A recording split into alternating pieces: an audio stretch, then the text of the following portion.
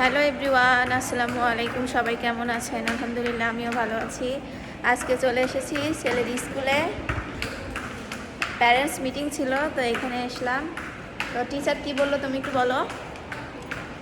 Teacher বললো যেটা অনেক কথা হয়েছে, তার মধ্যে যেটা স্পেশাল কথা বললো যে এই সিলেবাসের এমন মানে ওর যেই টেক্সট বুক আছে এক বছরের যে বই কোর্স, এই কোর্সের মধ্যে এমন কিছু করা আছে যেগুলো সবাই পারে, আবার এমন কিছু করা আছে যেটা স্পেশাল কয়েকজন পারে। এক বছরের যে সিলেবাস মানে বই, টেক্সট বুক ক্লাস বুক আর কি, এই বইয়ের মধ্যে এমন কিছু মানে লেসন আছে যেগুলো সবাই পারে, আবার এমন কিছু লেসন আছে যেটা সবাই কমপ্লিট করে উঠতে হিমশিম খায়, মানে পারে না, অনেক কঠিন। মানে একটা বইতে আমরা বাংলাদেশেও পড়ছি বাংলা মিডিয়ামে, যে একটা বইতে সব চ্যাপ্টার তো সহজ থাকে না, কিছু চ্যাপ্টার থাকে খুবই হার্ড। তো ওদেরও এরকম কিছু চ্যাপ্টার আছে, ব্রিটিশ কারিকুলাম যেহেতু, ক্যামব্রিজ, খুবই কঠিন এটা। মানে ওদের ক্লাস 1 মানে ইয়ার 1-এর যেই কঠিন, এটা বাংলাদেশের মোটামুটি 6-7-এর থেকেও বেশি কঠিন। আমাকে দেখাইলো ম্যাডাম, তোমার সামনেই তো দেখাইলো।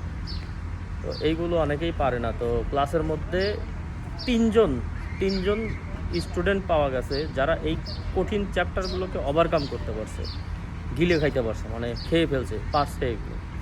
তো এই তিনজনের মধ্যে আমার ছেলে একজন। এই কঠিন চ্যাপ্টারে যেখানে কেউ পাস মার্কই তুলতে পারে নাই, অনেকে টেনে টুনে পাস করছে, সেখানে অনলি 3 স্টুডেন্ট পুরা ইয়ার 1-এর মধ্যে, তো অনলি 3জন স্টুডেন্ট এখানে 99 পাইছে। আরও অনেকে অনেকে থাকতে পারে যারা হয়তো বা পাস মার্কের থেকেও কিছুটা বেশি পাইছে, মানে 99-এ 3জনই উঠতে পারছে, বাকি 2জনকে আমি জানি না। এটা ম্যাডাম বললেন, ওদের যে ক্লাসের হেড ম্যাডাম আর কি, ক্লাসের হেড।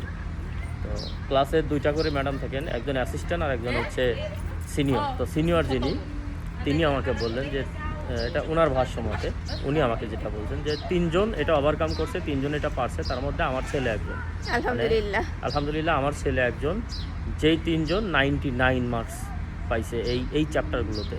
এই চ্যাপ্টারের উপরে যে এক্সামটা হয়েছে, এটাতে 99 এই চ্যাপ্টারের উপরে ওদের পার্সেন্টেজ। তো এটা শুনে খুব ভালো লাগছে যে আমার অনেক পরিশ্রমের পয়সা অন্তত বিফলে যায় নাই। এটা খুব ভালো লাগার মতো একটা কথা। আমার ছেলে খুবই দুর্বল ছিল, ছাত্র হিসাবে খুবই দুর্বল ছিল, কিন্তু ওর মায়ের প্রচেষ্টায় আমি ম্যাডামের কাছেও 3 মাস টিউশনি করাইছিলাম। তো অনেক টাকা, বাংলা টাকার প্রায় 20-22 হাজার টাকা লাগে, যেটা এখন আর পারতেছি না দেখে 3 মাস পড়ানোর পরে বন্ধ করে দিয়েছি। তো এই 3 মাসে আলহামদুলিল্লাহ আমার ছেলে এতটা এগিয়ে গেছে। আমি এটা আজকে স্কুলে টিচার্স অ্যান্ড প্যারেন্ট যে মিটিং আছে, PTM, parent and teachers meeting, এটাকে পিটিএম বলা হয়, এইখানে না আসলে আমি জানতে পারতাম না। এর আগে অন্যান্য স্কুলেও গেছি, কিন্তু এতটা ছেলের যেই সফলতা, এতটা খুশি হতে পারি না। আলহামদুলিল্লাহ আজকে খুব ভালো লাগলো, খুব খুশি হলাম। ম্যাম শুধু বললো যে ওকে আপনাদের শুধু প্র্যাকটিস করাইতে হবে, নতুন করে কিছু শিখাইতে হবে না। ওর যে ক্লাসের পড়া, এগুলো নতুন করে আপনাদেরকে ওর কিছু পড়ানো লাগবে না, ওর সব হয়ে গেছে, শুধু প্রতিদিন প্র্যাকটিস করাবেন যেন ভুলে না যায়।